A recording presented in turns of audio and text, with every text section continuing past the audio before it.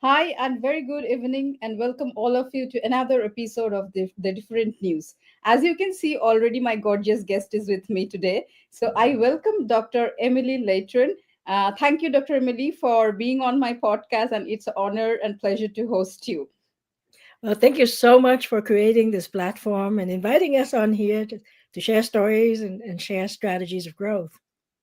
Yeah, so Dr. Amelia, I have a lot of questions to ask you, and I think it will be a fantastic coffee side chat today. But before that, I would like to tell a little bit about you to my audience, and maybe we will learn from you about your journey from your mouth itself. That would be more interesting. So, my dear audience, Dr. Emily Letran is a serial entrepreneur, CEO of multiple dental practices, and private coach to many professionals. As an international speaker, she has been on TEDx and shared stages with countless business leaders. Dr. Latron is the founder of Exceptional Leverage Inc., Action to Win seminars, and author of several books. So, Dr. Emily presently is at Los Angeles, USA. So, Dr. Emily, thank you once again. And it would be very nice to know about your journey, like the things that you are doing at present and how you started your career. It will be very inspiring to know your journey from yourself. So please share your story with us. Oh, thank you so much. My I want to add something to my introduction, which is I'm the best mom in the world, right? And my journey is I grew up in Vietnam, and we have a family, mom, dad, and four of us, and then we became an extended family. We have my aunts who move in. Uh, my aunts are my dad's younger sisters. So we have three families living in this big house, right? And that's how we grew up, a kind of a big extended family. Um, as you know, the Vietnam War and Vietnam in general has gone through a lot of wars. So I grew up in the 60s. And in 1975 is when the Vietnam War ended. The communists took over, and then life changed. So my mom passed away about a year after the communists took over, and a couple of years after that, my aunt decided to leave the country. So she was going to escape as one of those boat people back in 1981, and she was taking her two kids and the kids from each family, right? Because we were the boys were escaping an impending draft because they were drafting the young men to go to war with China in the north and Cambodia in the east. So I'm a girl, I wasn't going to be drafted, but my dad told me you're the oldest girl in the family, so you have to go help your aunt. And so I left the country with my aunt, my older brother, and four other cousins.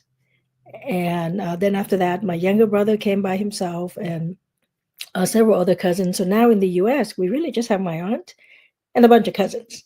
So the journey is a journey going from one country to a refugee camp to the US, a foreign country. We didn't know the language, we didn't know the culture. But one thing, as you know, when you have to do it, you do it, right? So we did that learning. We did the training. I was very fortunate to be in the U.S. where there's a lot of help from the government if you come from you know a, um, a disadvantaged background. And so I finished my undergrad in 3 years, and then I did my dental school at UCLA. And as I got married, have kids, I've learned about one of the doctors, Dr. Woody Oakes, actually, back in early 90s. He was saying, if you want to grow fast, you might want to buy multiple practices. And here I am thinking, yeah, let's grow fast. So I started buying practices. And at the same time, I have my one child and then the second one and the third one. And so I learned very quickly that I cannot be in three places at one time. So that's when I brought in the associates, and then I brought in the specialists, and I really started learning to run the business as a business, right? And there's a lot of, as you know, there's growing pains, right? There are mistakes that you make. Uh, and as I was going through that journey, and I take a lot of classes, obviously clinically as required for dentistry, but also a lot of business classes, which were not required. But I found that that's what I was lacking. And as I went through this journey, sometimes I hear, friends, colleagues saying, I don't know how to do this, I don't know how to do that. And I know the reason I know how to do it was because I was investing all this time and money learning things that weren't taught in school. And I hate to say, but it's still not taught in school, right? Because the focus is so much about, your trade, your clinical. And so I decided, I want to learn to grow more myself. And then why don't I help people, right? Because I've had this knowledge. Um, People have easy access to me, so on social media or, in community. And why don't I share that knowledge and at the same time make that into um, a side business per se, right? I also um, selfishly was planning to fill my time because I know at one point the kids are going to be out of the house and then I would have a lot of time on myself. And what am I going to do with all that? Right. So it just kind of evolved into a international speaking, coaching, consulting. And I found myself doing that on multiple verticals. It's the what we know as high performance coaching, which is personal growth, and then there's business marketing, and then there's staff engagement. So I actually help businesses on all of those different levels, and I really enjoy that because I think sometimes I may be coaching a doctor and I see myself, right? Oh, this is me 10 years ago. And I think both of my parents were teachers. And when I grew up, I thought I wanted to be a teacher. And when I came to the US, I thought, oh no, this is going to be too difficult, right? Because it's kind of a different culture. But I find myself being a teacher, right? And as you know, as a teacher, you have your student growing up and then you see them advancing, right? And I'm not saying that these doctors are my students, but I'm able to watch that journey, and I think it's very, very fulfilling. It's a very inspiring story, your journey, because the struggles as a child, what you have seen, and moving to another country and adapting to it, learning new things, and today you are helping others. I think that philanthropy is there within you. And as you said that your parents were teachers, I think you have chosen the best side business to coach people. Right, Yeah, and it's funny. I remember going to a business conference yeah. years ago, Hmm. and we would go around the table and say, "What do you do?" Right? Right, And you would say, "Yeah, I'm a dentist." Da, da, da, da, and then I also want to help other. And people would tell me, you light up when you talk about helping other grow their business. right. You don't light up as a dentist. And I said, okay, well, I guess that's how the the energy come out. But you know, I think a lot of time we do go back to our roots, right? Yes, It's yes, like if I love to be a teacher, yes, there's a certain point in my life whether I'm talking to the patient, or I'm mm, talking to my kids, or I'm talking to my staff, or I'm talking to my clients, that teacher comes out. So it's always whatever your root, your belief, your core values, it's with you. It doesn't really matter what side gig you decide you decide to do. of course, of course. I completely agree with you. Because, like as you said, like I coach women, particularly when it comes to medical communication or medical writing. So the best part is when people come back and tell you about their success, or maybe few words of yours have changed their mindset or helped them to move ahead. Because, of course, we all know that the path has to be built by ourselves, but at least that guidance is needed. Like Yes. we all have mentors in our life. So I'm sure, I mean, I understand from where it comes from, your core of your heart, because Uh-huh. that happiness is, we cannot buy that with money, so that Right. satisfaction is completely different. Thank you Yes. for sharing your story right from scratch. Thank you.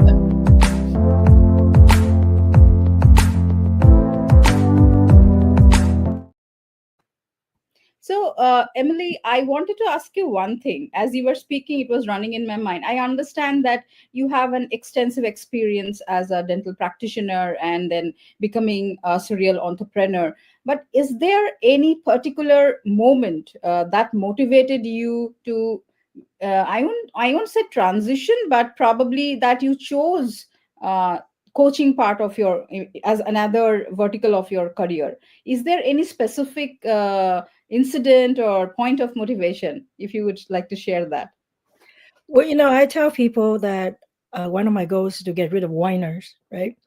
And then people laugh, and I said, no, really, I want people to empower themselves, or you can call it that way. Like you just can't say I don't know it, right? I don't know how to do this. How come nobody taught me this? When I'm coaching people in business, uh, if you've been in business for 1 year, it's acceptable to say I don't know how to do this.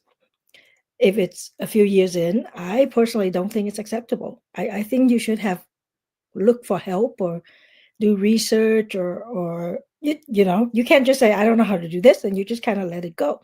And so I think people sometimes say that's accountability, which I think is not the correct word. I really think it is a self growth uh, issue that we need to address. That if we don't know how to do certain things, that we need to find the answer ourselves.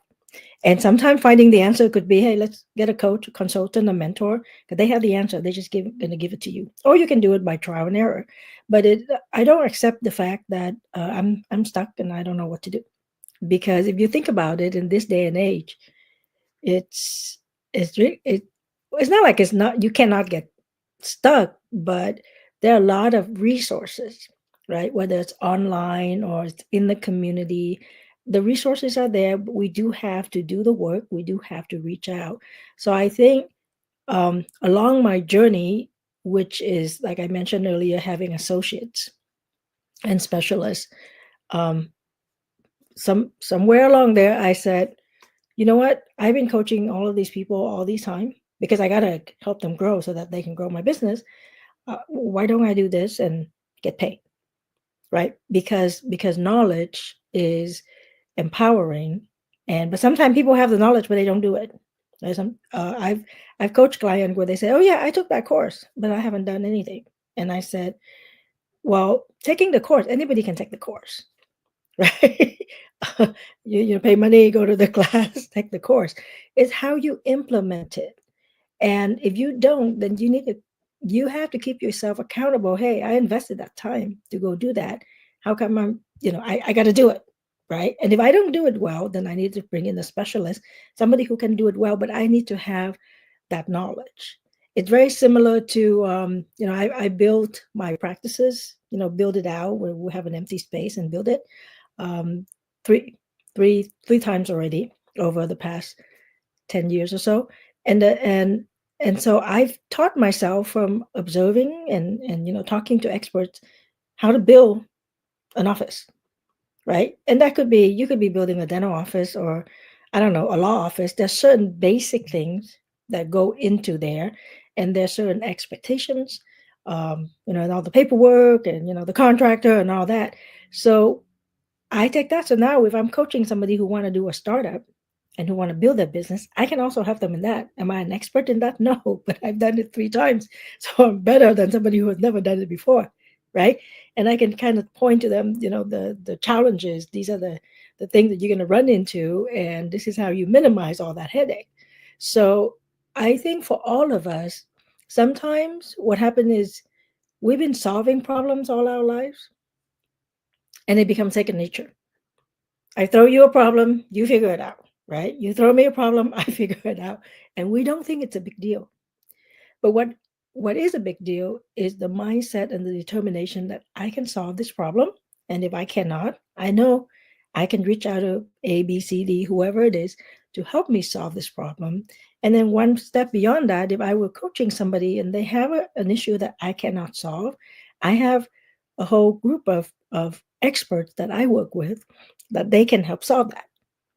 So I think the coaching part is to get people to become more accountable to themselves, to hold themselves to a higher standard. And by higher standard, what I mean is you really need to know more. You need to learn more. You need to get better, you know, from year 5 to on year 5 or year 10 compared to at the beginning, and and you need to set certain goals to grow, because when you grow, you can help your team more, you can take care of your family better, you can set a legacy. Whatever your journey is, whether you're a staple in the community or maybe your kids are going to follow your footstep. So think bigger, I think, is one of those things that motivate me to do more than just practicing dentistry in the four walls of my business. Thank you, Emily, for that wonderful, comprehensive answer. Because I completely agree with you, whatever you said, and I second your thoughts in terms when it comes to courses and coaching. I think we need to speak about this often. It's because I think there is a misunderstanding or misconception, because as you rightly said, and in today's world, getting a course or learning or just putting in money or not putting in money, that's not the problem. Because the problem is implementation and how we actually work on our mindset resistances. We all have resistances at different Mhm. points of life. Yes, yes. I mean, I think a coach helps that A to B transition, because Mhm. and as you said, that the work is more there. The person has to work more on implementation, just not Mhm. take courses and watch 4 videos instead of 10 and just forget the course. Yeah, it's So, like watching a tennis video and think that you're gonna play tennis, right? That it's the exactly. exact same thing. It sounds simple, but this is sometimes what people think. Absolutely, Yeah. absolutely. Thank you for bringing up this point.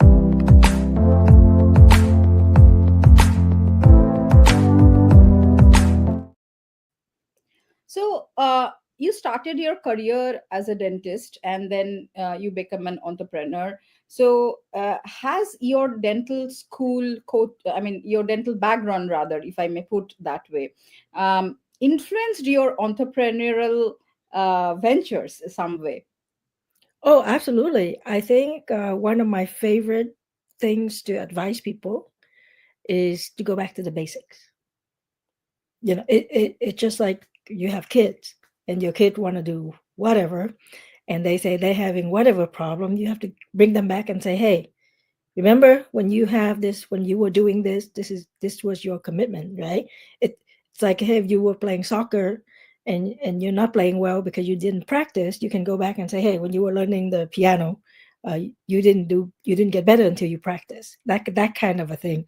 And in my business, because now I'm getting into journal being a journalist, being a film producer, obviously the speaker, the coaching, the consultant. It go back. What I draw from the dentistry part is the relationship with your patients, your customers, your clients, the relationship with your team, um, the innovation, right? That you have to come up with when you're working on a new venture, the improvisation when you sometimes don't have what you have, because when we're in a new career, in a new vertical, sometimes we go, I really don't know how to do this, right? I've never done this before. But when you think about it, wait a minute, I've done it before with my other work. It's just a little bit of a different aspect. I remember when my first coaching client quit uh, many years ago. I was just crying and I'm calling up my coaches and my client quit and I don't think I was doing a good job. And they all tell me, calm down, right? And I think the next day I thought about it and I go, hey, when my patient quit, I don't cry. I, I just say, oh, it's not a good That's fit. okay. I Yeah. can't serve this patient, this patient gonna go somewhere else. So sometimes that's what it means. And again, the mindset is, hey, we're not a good fit, we move on. But when it's new in the coaching, because I don't have thousands and thousands of patient clients as patients as a 32 years dentist, right? When you lose a client, you feel you take it very personal. Something that I did recently, actually, somebody quit on me, and I was very clear with the person. I said, yeah, okay, you want to say this and this, and it actually is not me, and that's not me. It was some of the collaboration projects that she was introduced to, that made her decide, okay, well, this is not a good fit anymore, because those collaboration didn't work out. But at this point, I am much calmer, and I can say that wasn't me. I wasn't responsible for that, and it takes certain, uh what's the word, like you get, you get older, you get more mature. It's certain maturity Yeah. to say, to talk to the person and say, no, it's not me. It takes certain grace where you tell yourself, you know what, it's really not me, right? And there's certain grace and humility, and you take that as something, a learning experience, and you move forward, right? And I can be sure that the next time I introduce somebody to collaborate with somebody else, I'm going to say, hey, it's 100% on you. If you choose, because my collaboration with this person works, your Right.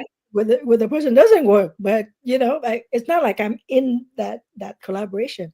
So that actually go back to personal growth. When somebody work or project doesn't work out, they're looking for somebody to blame, right? Yes. And Yes. that's one of the things. That's why I love coaching high performance, which is personal growth, which is, take accountability for what you decide and for what you do.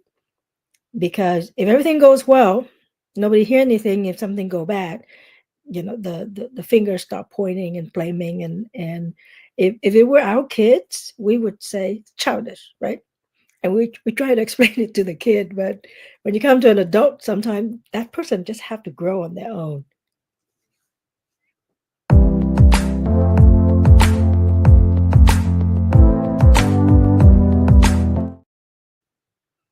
So, Emily, I'm very interested to know about exceptional leverage coaching that you have formed and you run. So, what is the core philosophy behind this exceptional leverage coaching, and how it helps to empower professionals to create a balance between their professional and personal success? Because these two are a buzzword, and work life balance and all those things, some things we all already we are hearing much now.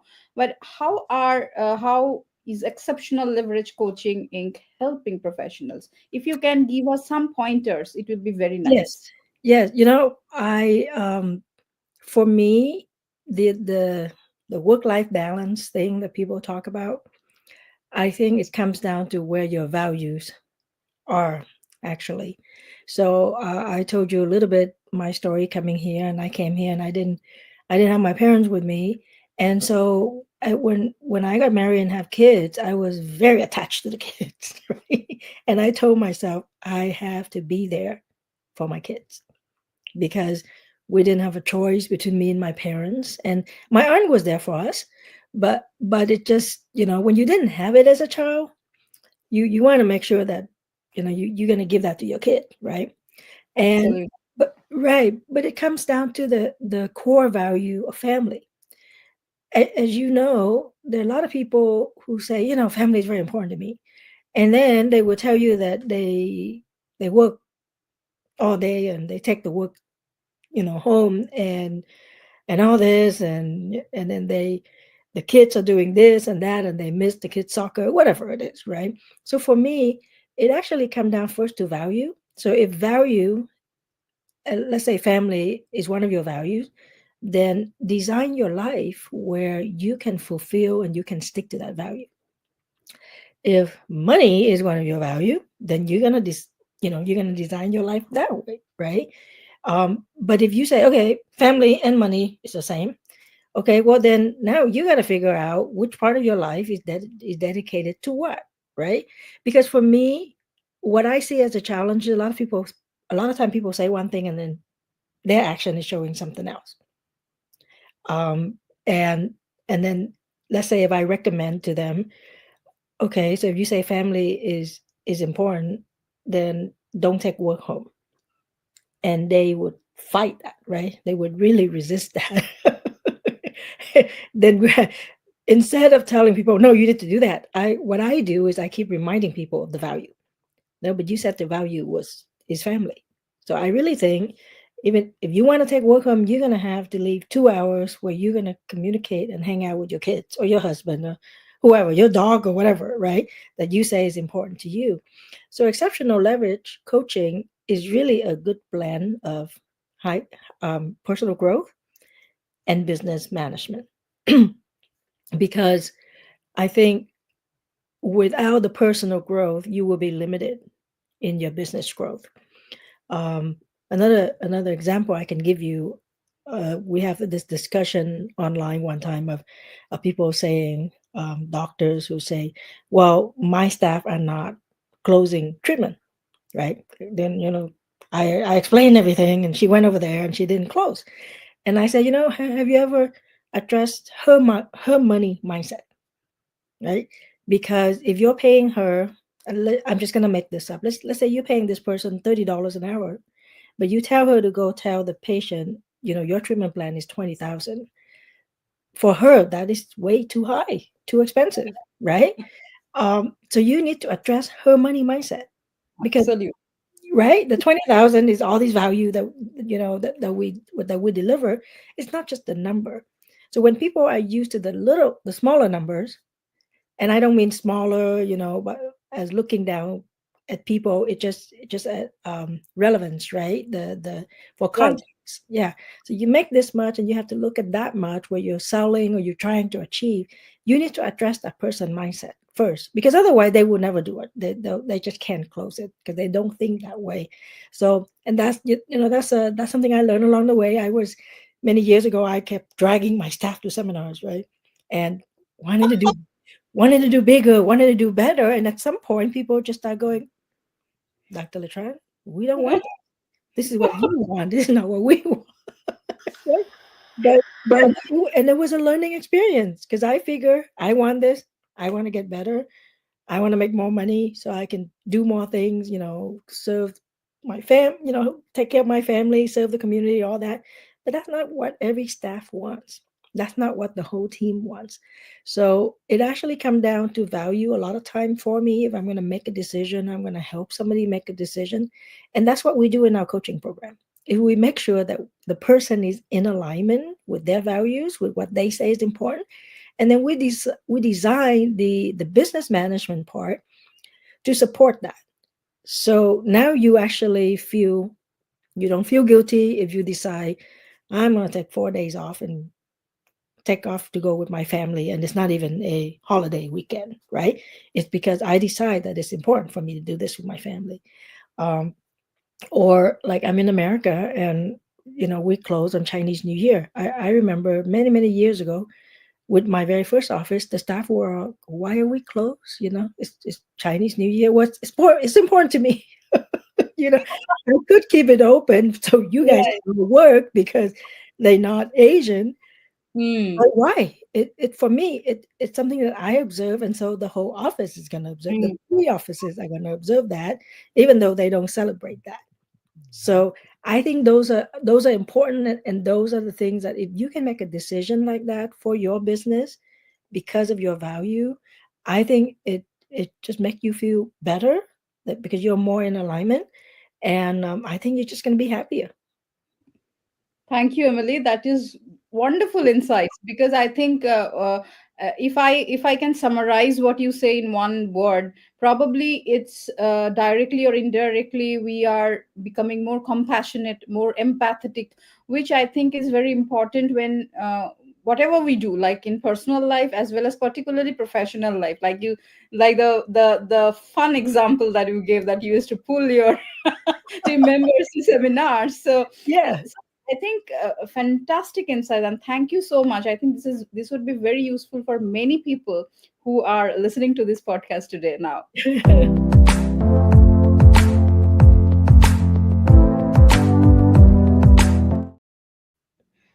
So Emily, you have mentioned quite a few times now during our conversation high performance, high performance coaching. So when it comes to entrepreneurs or entrepreneurship, like I am into the journey myself, so I know it's a very upheavaling road. It's not a smooth one. Particularly one issue, two issues which I think are very important to address. Like when it comes to entrepreneurs, they many people struggle with stress and time management, and particularly what in like if I sum it up, we can say burnout. So, what would be your, your suggestions or advice in this regard to business owners, or how exactly you, navigate through your coaching when you are addressing these problems? Just if you can share some tips that just you did before, it will be very nice and useful. Yes, yes. So high performance is heightened and sustained level of clarity, energy, productivity, courage, and influence. That's a little, a little summary. So what that means is those are the top five that we focus on in high performance coaching. So we mentioned, value before. Value is part of clarity, right? Uh, if you are clear in what's important to you, then you can make decision based on that. So you mentioned time management. And I'm just going to go back to the example I gave before, somebody who work and then they take work home, right? Sometimes they think I'm being very productive, you know, I'm going to get more work done. But if you look at the value part, like I said, if you say, okay, what are my important values? Family. So those two are not, you know, that you say one thing and you're doing another thing. So when we addressing something like that, oh, okay, of course, and then they get burnt out, they feel burnt out because they're working all the time, right? So the what we would do is, for example, hey, you want to be more productive? Can you get somebody else to help you with that part, right? Can you outsource? Can you delegate? I have a slide, one of my favorite slide, and it has a clock and say 5 minutes, and then there's some calculations. So for example, if your work you think take an hour, whatever project you're doing, if you think it take 1 hour, try to make it in 55 minutes. So you save 5 minutes an hour, 5 minutes time 8 hours a day, which is 40 minutes. 40 minutes times 5 days is 200 times 50 weeks or whatever. What it add up to is if you save 5 minutes an hour, you're going to save, I think it was 2 or 3 weeks a year. And everybody is saying, I have no time, right? Yeah, Yeah, if you that's just a got common 5 minutes, thing. like That's a who can common use thing who can today. use 2 more weeks, for vacation. So the point is to be very conscious about the time. If you're talking about being productive and you say, Emily, I already worked to my max, I'm most productive. Okay, well then maybe you need another person in the office. Maybe you need another you, right? You need to clone you. Or maybe you need a virtual assistant. Or maybe you need a personal assistant, whatever it is. But some of the work that you do is not most productive. And if you try to do all of them and then you say, but I got to be home, for my kids because that's important to me. So you're very clear, this is important and this is important. What is not working is figuring out where to be productive, right? Or the energy is another focus that we have with exceptional leverage coaching is, again, if you're going to work in the morning and then you go home and then you drag work home, I don't think the next morning you might, so that was Monday. I don't think Tuesday you might be as productive because now you're getting tired as the week go along. You need the time to recharge, right? You need that rest. You need that break. Or while you're working during the day, you need to take a break. And that's one of the things I love about being an entrepreneur is, we are our own boss. I mean, it's good and it's and it's bad, but if you decide to take a 2 hour lunch, maybe just give yourself that gift and just take the darn 2 hour lunch. And another day you have to work through lunch and just work through lunch. Right. You make that commitment that today I need to finish this, I need to achieve this. And another day I'm going to give myself time to do whatever, right? And actually give yourself that gift so you can recharge. So I think a lot of time when people are burnt out, when I talk to them, they their schedule is all like, I need to do all this, right? And then I need to go and volunteer at my kids' school and do I don't know what. And I'll tell you a story. When my kids were younger, they were not allowed to participate in sport. And they were like, "We want to play this, we want to play that," and I said, "No, you're not," because what happened was when they were younger, I take them to school, I pick them up from school, right, and then in the evening, sometime I take them to taekwondo, right, and I said, "No, no, you cannot go do soccer, whatever, because soccer practice is going to start at 3, or soccer tournament or game maybe at 3:30 or whatever, and it's going to be at some school somewhere, and I will not take my time off from work." Right? I dedicate so much time to drop them off at school, to go pick them up from school, and then maybe take them to the babysitter. But I'm not going to dedicate my time to take you to the soccer game, right? So from first grade to uh, ninth grade, no sport. That doesn't work, right? What I did do is I signed them up for taekwondo, which is in the evening. Now I can do that because then I finish my day and now I take them to taekwondo. Once they got into ninth grade and up, because we live a block from the high school, you can join whatever sport you want because now they can walk to the school, and then the school can take them to whatever tournament. So there were parents that say, "Hey, how come your kids are not this and your kids are not in that and your kids are very good in that?" And I go, "Because I don't want to." and and at that point, I kind of felt maybe I'm selfish. Mm-hmm. But then and you know what? I was doing all this thing before I got trained as a high performance coach. So when I got trained, I'm thinking, wait a minute, I've been doing all this stuff. I just didn't have a name for it, right? Because when I'm very clear this is important to me, I'm not going to sacrifice it for a soccer game. I, I mean, all the soccer mom can hate me, but that's okay, right? When I'm ready to be a soccer mom, to help the kids, drive them to game or whatever, then I will do that. And there were weekends where I drive them to a taekwondo tournament, 2 hours away, and we're sitting there for a whole day for them to be participating in whatever part, right? And that's okay because that's the time that I say I can do it for you. So I think a lot of burnout also is people are torn.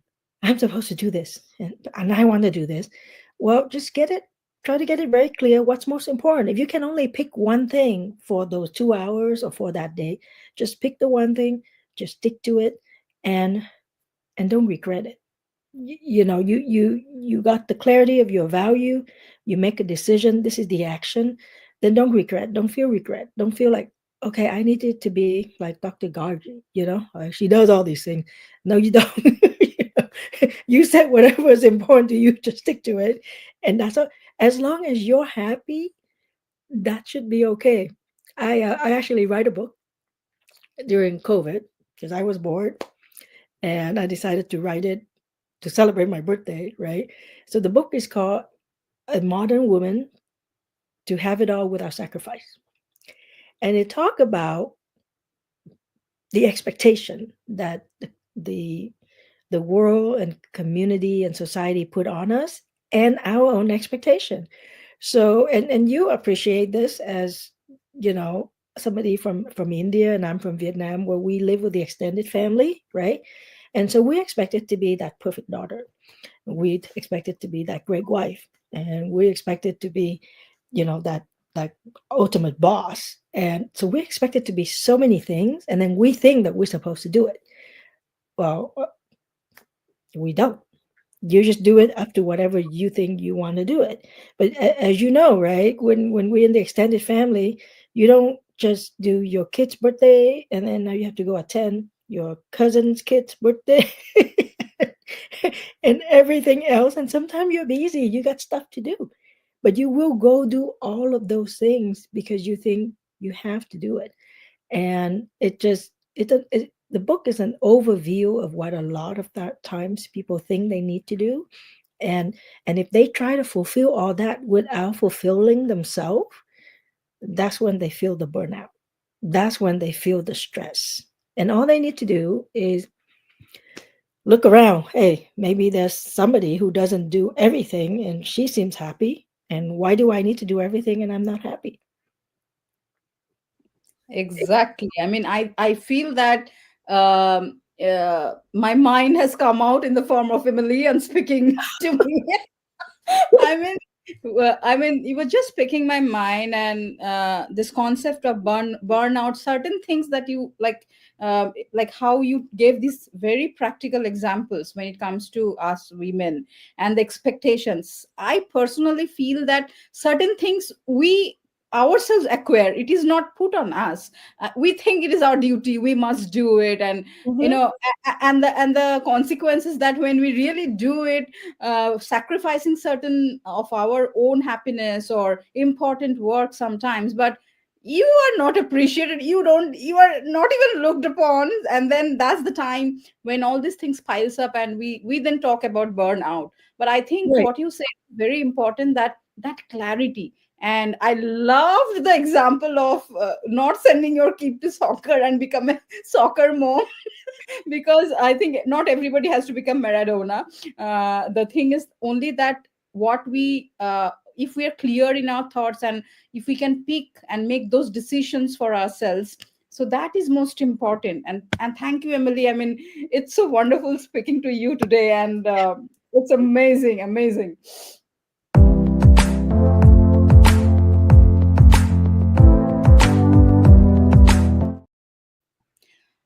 So, Emily, you have been, I mean, you have an extensive career. You have, of course, you have played a lot of roles as a leader. So, this question is very pertinent, and I would like to ask you that, what are the most valuable leadership lessons that you have learned through your career and that you apply in your business? Um, yeah, so I think I already shared one of the one of the lesson earlier, which is uh, to have that clarity and to address that value. Like I said, one of my I don't know, characteristic gift is I'm very self motivated, right? And but not everybody around me is that. And sometimes you're trying to change them. You're trying to get them to be like you. And then what you're gonna learn is they fighting you. They don't fight outside, but they resist, right? And so to create a team, you're growing a business, you're a leader, you create a team around you and making sure that they all have the same values. They all want that personal growth. Um, and again, like I said, I learned it the hard way for many years ago. When your team leader say, "But this is not what I want," you're just like, "What do you mean? We've been doing this for several years. What do you mean you don't want this?" And so to understand that you are one person and the people around you are, different people, and to make sure that you address their value, I think that's very, very important. The other thing that I think is very important as a leader, and I mentioned it before too, is about energy, right? You cannot be a burnout leader. You cannot drive yourself crazy and expect the respect of the team or whoever working with you, right? Because you got to show. I'm not talking about you got to always show up perfect. That's not what I'm talking about. I'll tell you one of the things people always tell me is, Emily, you have a lot of energy, right? And I said, I don't know about that, but I do know that if I got to show up and do certain things, I will show up because that's the expectation. When people trust you to show up and do certain things, you got to show up that way. I have a funny story to tell you. I was at a women event years ago, a global women event, and I was on stage, and I think I was close to the end, right? And it was kind of a long day, so I'm up there talking for, I don't remember, 15 minutes. And then when I got off stage, this lady came up to me and she was telling me something. So I got somebody to come over and say, "Well, what is she saying?" Right? Because it's a global women event, so there were people from different parts of the world, and the person said, "Oh, she's Turkish, and she's saying she doesn't know what you say, but she can feel your energy." Right? And she's an older lady. So I go, "Oh, that's pretty cool." So I said, "I'm gonna go tell my friend who's a co-organizer of the event." Mm. And I go, "Hey, this person just told me about that." And my friend looked at me and she said, "That's my mom."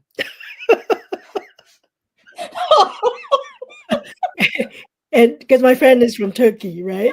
And I Okay. thought I thought that was so cool because when people don't know what you're saying, but they say they can feel your energy, right? Right. Um, I mean, and I've had a lot of feedback about that, like, hey, you just bring the energy to the stage. And it's not a performance, is what I'm trying to say, right? Of course, as a speaker, you got to bring the energy.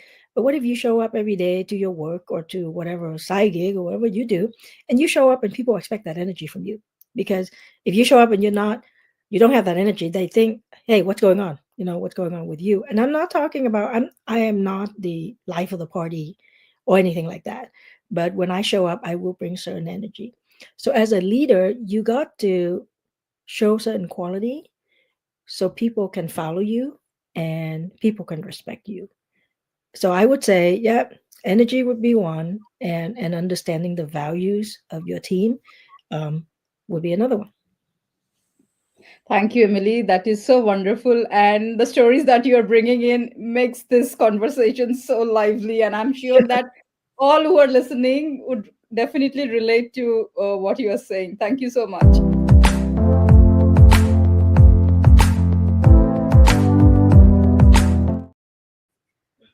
So, Emily, you have run a lot of dental businesses, you have grown practices from scratch. So, in that context, how do you envision the future of dental entrepreneurship, if I may ask you? You know, I always believe in working hard, but don't be the only person working. You know what I mean? So I bought my first practice in 1997, and by September of 1997, and by the beginning of 1998, I have specialists who came in and work with me. I believe that there's certain of us. Let's just talk about dentistry. There's certain dentists who are super dentists. They can do everything. They can do all the procedure well. I think the majority of us, we can do a few things well, but we do not do everything well. And and to make our life better, we should collaborate, right? Now, in my case, I choose to bring the specialist in to my office so my patients don't have to go anywhere. Then it's not a one-stop shop per se, but it's convenient for the patient. Of course, we have multi-personality in the office. At one point, I said, this is an international office because you got the specialist coming from this country, and I'm from Vietnam, and the staff coming from different countries. Um, I think it makes it fun.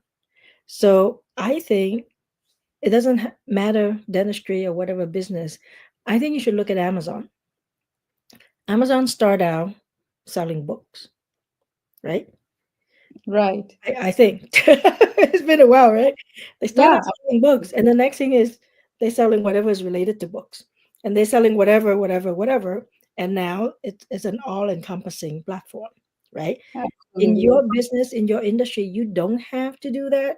But really, one way that is, to me, it's easy to grow is to go laterally, right? That you add other things to what you're doing. Now, the challenge with that would be to manage, of course, the personality, to manage the personnel.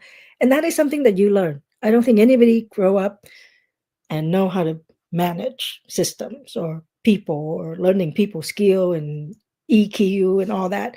It's a learning process.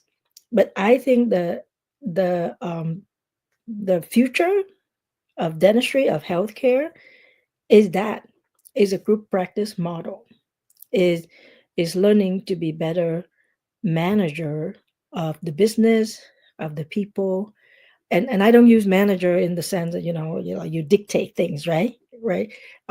You a leader, a true leader will create leaders, right? So when you're not there, the things still run. Maybe it doesn't run 100%, but it can run, 80%. Um, there are the DSOs models that are all over the world. You may or may not like it, but that is a business model, and it can be thriving. Again, going back to what are your values, right? If you're one of those people that you say, I gotta be in control and I gotta be there, okay, well then maybe don't grow multiple practices, but maybe you're not the best leader when it's expanding.